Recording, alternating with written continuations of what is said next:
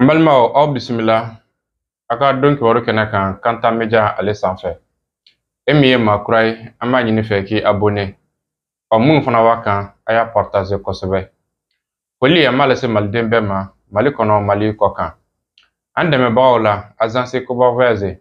o ko b'a da malidenw bɛɛ lajɛlen kulo kan k'a fɔ ko tɔgɔsɛbɛ olu daminɛna hiji baaraw olu kɔni. Aw minnu b'a fɛ ka taa hiji la san 2025 la a ye wuli a ka se Koba Voyage ale jabala la. O cogo kelen na Agence Dunuya min ma ɲɛma ye Alhaji Amadu Mayiga ye o k'olu kelen bɛ ka hiji tɔgɔsɛbɛw ni k'a dayɛlɛ aw ye aw minnu y'a kanu k'aw bɛ taa hiji tɔgɔsɛbɛw na Mali kɔnɔ Mali kɔ kan u jabala a filɛ nin ye hippodrome na Kulukoro taasira o yɛrɛ la Somayaf ale station o jabala la. O kɔfɛ umura kɛrɛnkɛrɛnnen labɛnnen bɛ Agence STV Voyage fɛ umura min n'a bɛna kɛ décembre kalo in ale kɔnɔna na. Umura in musaka bɛɛ lajɛlen $2 bɔɲɔnko don. Aw minnu b'a fɛ ka taa umura la ka sanga ni san labanw ye k'aw ka a taara kɛ Agence STV Voyage ye o jabala filɛ nin ye Kalabankura 30 mètres fɛ o da la. Sirifukɛ ka fura Panacée d'Afrique fura don fura min n'a ka ɲi farikolo ma kosɛbɛ kɔnɔna banaw nin bɛɛ lajɛlen fura a bɛ sɔrɔ Panacée ale la. Panacée fura a bɛ sɔrɔ Radio Kayira ale ka réseau bɛ fan o fan i bɛ Panacée sɔrɔ yen. O kɔfɛ Radio Nuru Kalabankura Panacée a bɛ sɔrɔ yen. Panacée maa ɲɛma yɛrɛ ale bɛ Bamakɔ kura min ye Mohamed Fati Haidara ye n'a sera fana ma ye ana fura ninnu sɔrɔ yen. Kunnafoniw min ye Haut Conseil Islamique n'o ye Mali silamɛw ka jɛratɔnba a kɔngɛrɛ 4nan a bɛna lasigi Sibirido ani Karido ka sanga ni labɛnw ye an cakɛɲɔgɔn Radio Balanzan Segu olu ye wele bila an karamɔgɔ Bɔkari Yakubu Dukure ma ka sanga ni Haut Conseil ka labɛnw ye sera min sɔrɔ ka bɔ o la olu filɛ nin. Ne ye aw balimakɛ Abubakar Dukure Haut Conseil Islamique Exécutif National Bamako. Haut Conseil n'o ye Mali silamɛ jɛkulu ka tɔn belebele ye a ka dɔ k'a fɔ o ka lajɛ 4nan n'o ye congrès 4nan yalima labanw bɛ cogo di? M'Ala tanu Haut Conseil Islamique ka bɛnkanw na san 5 an kan ka silamɛw fara ɲɔgɔn kan. Bureau min bɛ silamɛw représenter Mali bɛɛ n'a bɛ fɔ a ma Bureau Exécutif National k'a lajɛ ni a bureau n'a bɛ kurakuraya ou bien ni mɔgɔ minnu bɛ yen n'olu bɛ se ka danaya bɛ da u kan u ka tɛmɛ ni baara ye. Nin y'o congrès 4nan de ye. An b'Ala tanu i ye ɲininkali kɛ labɛn min na labɛnw bɛ sen na waati min yɛrɛ kun dira ko ka baara in kɛ o waati tɛmɛna. Waati tɛmɛlen an ka sariyaw la fɛn dɔ b'an bolo ko conférence nationale a bɛ bɛn n'olu farala ɲɔgɔn kan ka bɛn min kan baara ka kɛ n'o fana ye. Donc olu farala ɲɔgɔn kan ka bɔ Mali fan bɛɛ olu bɛnna la ko ka kalo 6 fara délai kan pour que congrès fana baaraw ka gɛlɛn donc ka se ka temps di bureau ma hali bi u ka se ka organisation kɛ ka bɛn o kalo 6 kɔnɔna ma. O kalo 6 in kɔni an b'o laban yɔrɔ de la sisan. An hakili la o kalo 6 in bɛ kan ka kuncɛ le 11 de ce mois nin kalo in tile 11 o girinkajɔw de bɛ yen an ka se ka taa congrès la ka bɛn kalo tile 9 ani tile 10 ma o ye samedi ni dimanche ye. Baaraw bɛ ka kɛ mais hali bi degun bɛ baara la o de ye tiɲɛ. Degun bɛ baara la organisation fanfɛyɔrɔ la organisation yɔrɔ minnu fana don min ye financement ye n'o ye wariko ye. Wari min kan ka kɛ ka congrès kɛ o wari a ma sɔrɔ fɔlɔ dɔɔni de sɔrɔla baaraw bɛ ka kɛ n'o ye ni cɛsiri ye mais o tɛ wasa kɛ o yɔrɔ degunba bɛ ko in kɔnɔna komi ye ɲininka organisation cogo la n'o yɔrɔ tɛ mɔgɔw bɛ yɔrɔ min bi bɛɛ lajɛlen labɛnnen don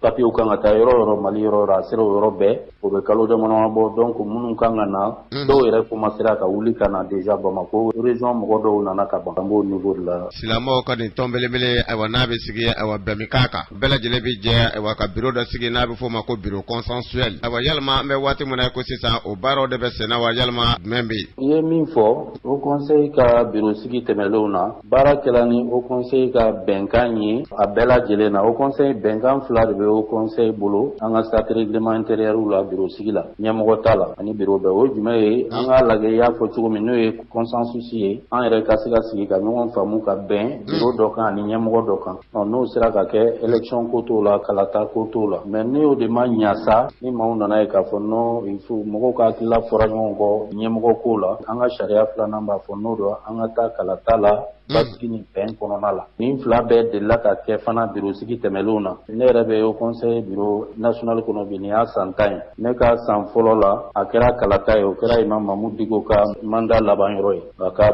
san 5 laban yɔrɔ o kɛra kalata ye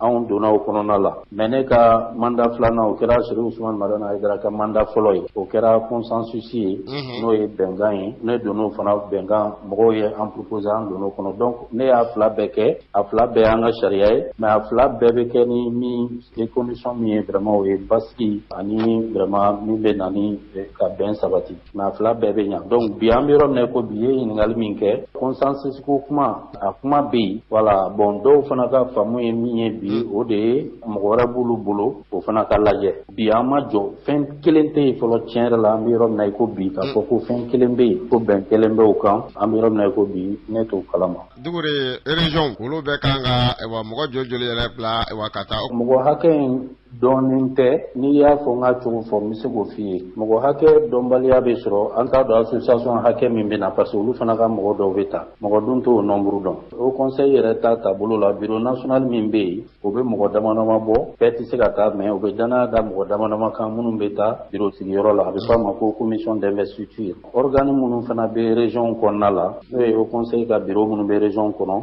o kelen kelenna bɛ mɔgɔ 5 de di ka na i y'a faamu olu kelen kelenna bɛ mɔgɔ 5 di ka na mais mɔgɔ 3 ɲɔgɔn n'i ma fili olu bɛ taa commission d'investiture la ka fara an ka au conseil yɛrɛ organew kan an ye bureau exécutif ta fɔ mais commission de contrôle o fana bɛ mɔgɔ dɔw di ka fara bureau de joulement fana bɛ mɔgɔw di o ye au conseil ka démembrement ye a ka organew a n'a ka bureau minnu bɛ région kɔnɔ o bɛɛ lajɛlen bɛ dafa association minnu ni critère dafal'u la n'a bɛ fɔ a ma association type national minnu yera k'a fɔ olu tɛ association locale ye quartier a ma sigi quartier kama a ma sigi localité dɔ kama a sigila Mali bɛɛ de kama donc olu fana ka mɔgɔ bɛ taa mɔgɔ kelen kelen bɛ taa commission d'investiture la donc olu da dɔnnen tɛ o bɛ dépendre association hakɛ min nana demande bila ka critère répond donc mɔgɔ minnu bɛ bureau kura sigi ka ɲɛmɔgɔ sigi olu de filɛ nin critère bɛ critère min b'a to mɔgɔ min bɛ se ka kɛ ɲɛmɔgɔ ye au conseil kɔnɔ wa tiɲɛ yɛrɛ la o critère définilen tɛ anw ka sariyaw la wa o yɛrɛ de ye ko gɛlɛya dɔɔnin mɔgɔw nana candidat min bɛ bi a ka ca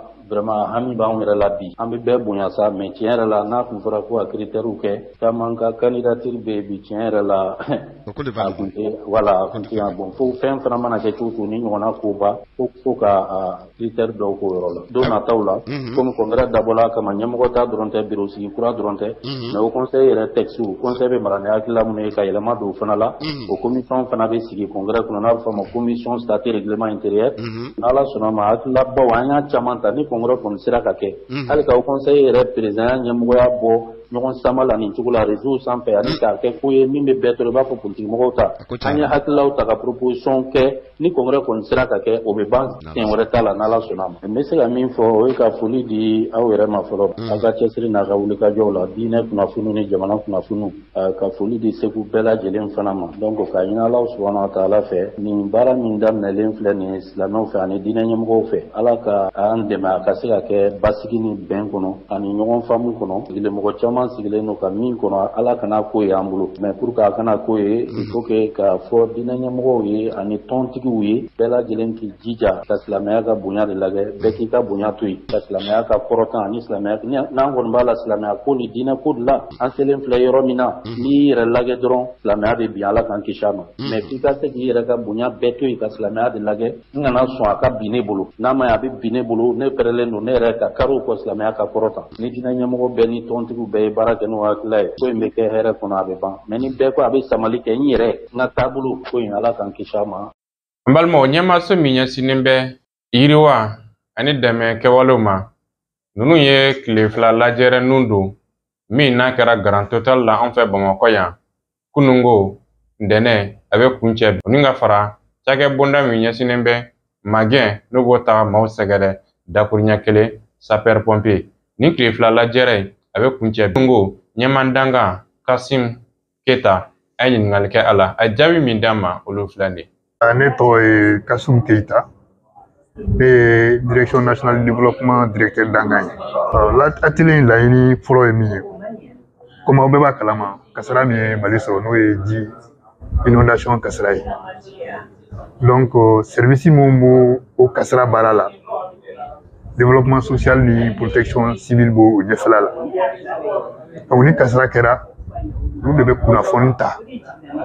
kunnafoni di ɲɛmɔgɔw ma ni ɲɛmɔgɔw bɛ décision ta. Mais an y'a ye k'a fɔ yɔrɔ dama dama la des fois kunnafoniw tɛ ɲɔgɔn sɔrɔ. Munna kunnafoniw tɛ ɲɔgɔn sɔrɔ? Est-ce que u tacogo ye kelen ye? Est-ce que an ka faamuyali ye kelen ye a kunnafoniw kan? Donc an ka bi sɔgɔmada jarajɛ ye de an k'an sigi ka ɲɔgɔn hakili jigi ka ɲɔgɔn bilasira komi an bɛ se ka kunnafoni ninnu ta cogo di komi kunnafoni ninnu n'a bɛ fɔ a ka fɔ ni fɔcogo kelen ye fili kana don kunnafoni ni ɲɔgɔn cɛ. O de y'a to fɛn fɛn da bɛ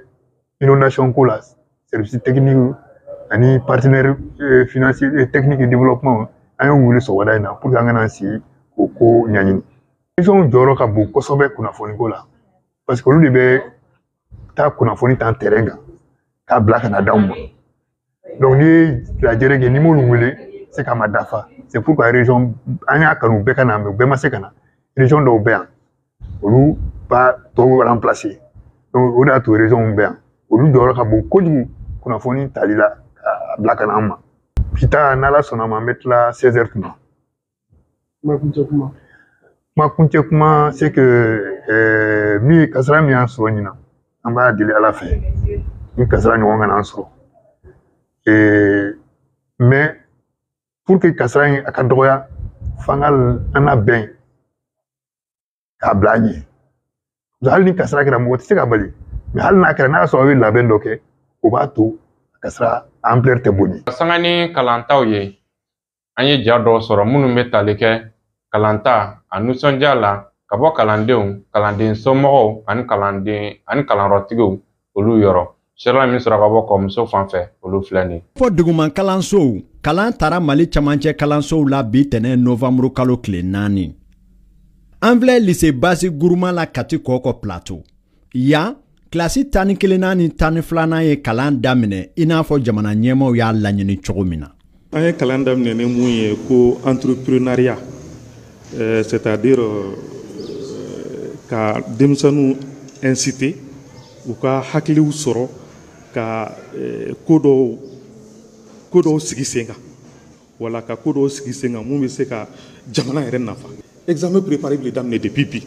sisan ka dɔ fara kalan kan hali bi k'an yɛrɛ dɛmɛ ka mɛtiriw dɛmɛ fɛnɛ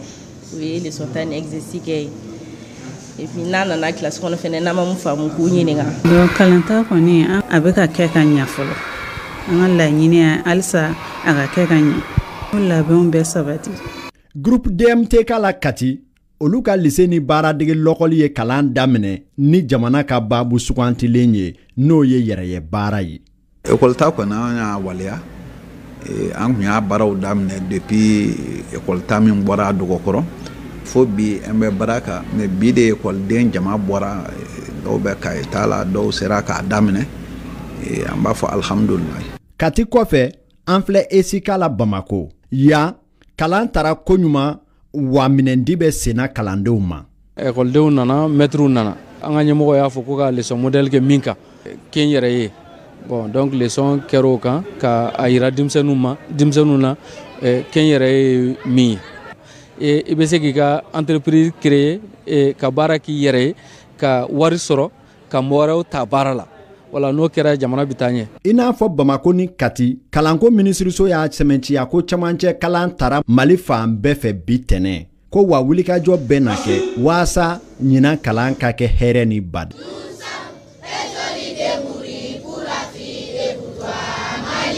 Kalanw daminɛna a ɲɛma kalansow la bi tɛnɛ in na yan Kalabankura kalansoba kɔnɔ ba Kiniyan fan fɛ kabi nɛgɛ ɲɛ 7 tɛmɛna ni sanga 45 ye baaraw daminɛna ni darapo yɛlɛ ye ka sɔrɔ ka don kilasiw kɔnɔ. Ne kulonkɛ kɛ ne taa voyage la ne taa fêtu la ne ye fɛn camanba de kɛ congé kɔnɔna la an ka école taara ne ye mɔgɔ kuraw ye ne tilala ka mɛtiriw ye o de la ne nisɔndiyalen don. Congé taara bi ne passera ka taa 9e A la n content yɛrɛ awɔ n ye n teriw ye n taara classe kura la. Denmasaw bɛɛ fana ye u ka nisɔndiya yira ka sanga ni nin kalanta in ye. N nana n den bila groupe scolaire la yan nɔ a bɛ 8e année kɛ ɲinan bon a ka kusa kɔni parents d'élèves bɔra écoledenw bɔra bon an bɛ ala deli ala ka ɲina an kalan ala k'a taa ɲɛ ala kana basi foyi don a kɔrɔ ka examen fana ja wato na den tɔgɔ sɛbɛn o ko tara vraiment ɲɛna yɛrɛ de donc an bɛ dugawu kɛ o kɔni ala ka ɲina ta ala ka ɲɛ kosɛbɛ. Yan kalanso ɲɛmaaw ka fɔ la ko baara bɛɛ lajɛlen sigira sen kan nin kalanta in hukumu na. Dara tare an nisɔndiyara bari sabula anw yɛrɛ kɔni an labɛnna kalanta nin na i n'a fɔ aw y'a ye cogoya min na ekɔlidenw bɛɛ bɛ yan nɔ an ka listiw bɛɛ bɛ yen an ka kilasiw bɛɛ furala k'a bɛɛ nettoyer ka tableau d'affichage ninnu a bɛɛ lajɛlen fɛn o fɛn min ka kan ka kɛ k'a fɔ ko ne ye yamaruya sɛbɛn ye k'a jira k'a fɔ nin de ka kan ka kɛ an ye a bɛɛ lajɛlen kɛ. Ye an ye ba numanyan fan fɛ kɛrɛnkɛrɛnnenya la Lafiyabugu kalansoba kɔnɔ yan fana labɛn bɛɛ lajɛlen sabatilen don kalansen fɔlɔw daminɛna ka ban karamɔgɔw fɛ. Denmisɛnninw nana u tun accompagne n'u parents ye donc du kɔnɔ tun fɛnɛ falen don donc pratiquement an ma problème ba sɔrɔ reprise la. Kalan taara a ɲɛma Bamako kɔnɔ wa labɛn bɛɛ lajɛlen sigira sen kan kalan kɛko ɲuman kama i n'a fɔ jamana ɲɛmaaw ye a laɲini cogo min na. N bɛ dansikɛ bi don kibaru la min labɛnna Kanta Media ɲɛmaaso fɛ k'a lase aw bɛɛ lajɛlen ma Mali kɔnɔ Mali kɔ kan.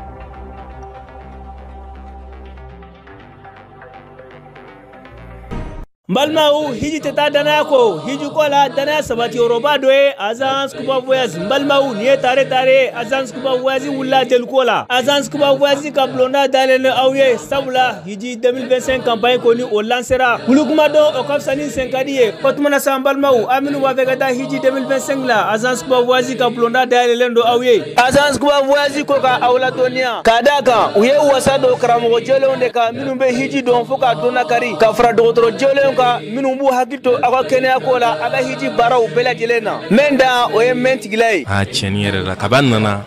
ne ye baara ninnu taabolo cogo min na ba taabolo in diya kosɛbɛ yɛrɛ de barisa baara ɲuman a bɛ organisation bolo n y'a ye k'a fɔ Kuba Voyage mɔgɔw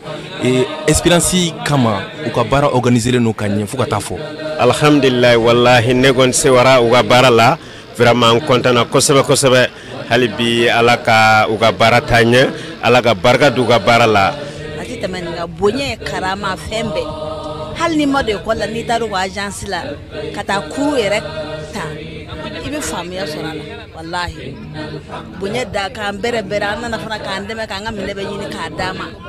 nin kɔni ni ala sɔnna a ma ne ka maa ma n'a bɛ taa maga a bɛ taa Kuba Voyage fɛ wallahi. Wa Agence Kuba Voyage ɲɛmaaso ko k'a da aw bɛɛ lajɛlen kulo kan k'a fɔ u bɛna tirage belebeleba labɛn u ka hijidenw ni ɲɔgɔn cɛ mai kalo tile 5 san 2025 maison de haji la ni hijiden min garisɛgɛ farati hiji biye kelen bɛ d'o ma o ko di a limana d'o ma a ka hiji kɛ fufalaki o tuma na sa an balimaw an minnu b'a fɛ ka taa hiji la walima umra la walima aw mago bɛ billetterie de la ka taa diɲɛ fantan a 4 bɛɛ lajɛlen na walima aw mago bɛ transfert d'argent de la i bɛ se ka wuli ka se Agence Kuba Voyage Jabala la Bamako kura a bɛ ni Modou Konate place au MVS walima i bɛ se ka nɛgɛjuru sira banba Kuba Voyage PDG 20 22 19 06 71 24 24 24 64 56 56 56 i k'a dɔn ni yiri bonyana a bolofara bɛ caya Agence Kuba Voyage san o san gɛrɛ kura bɔ Moti agence dayɛlɛlen kɔfɛ aw ye Agence Kuba Voyage ye agence kura dayɛlɛ aw ye Sikaso aw minnu bɛ jamana kɔrɔnya fan fɛ walima a cɛmancɛ ɲɛ fan fɛ Moti bolofara bɛ aw jugu kɔrɔ walasa k'aw ka ciw bɛɛ lajɛlen ɲɛnabɔ hijiko la walima u ka nɛgɛjuru sira 76 12 63 50 walima 66 95 54 29 aw minnu bɛ Sikaso mara la a ye wuli ka se Sikaso agence ma sabula u sigilen don k'aw kɔnɔ walasa k'aw ka hiji baaraw ko bɛɛ lajɛlen kɛ lafiya kɔnɔna na walima i bɛ se ka nɛgɛjuru sira banba 76 37 31 33 77 69 81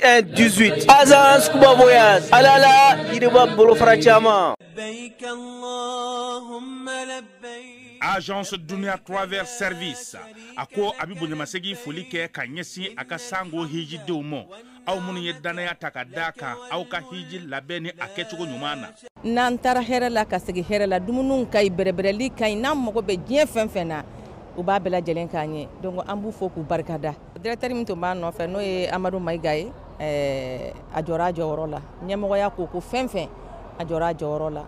ka nisɔndiya mɔgɔw la ka mɔgɔw bɛrɛbɛrɛ ka ko to mɔgɔw t'a la mɔgɔw tɛ min dɔn k'a ɲɛ yira mɔgɔw la an y'o baara de sɔrɔ duniya la kumu kelen kɔnɔ a ko ka aw bɛɛ lajɛlen laduniya silamɛ minnu bɛ Mali kɔnɔ ani minnu sigiyɔrɔ bɛnnen don diɲɛ jamana wɛrɛw ma k'a fɔ san wɛrɛ o hiji ni o umura o baaraw labɛnw daminɛna ka ban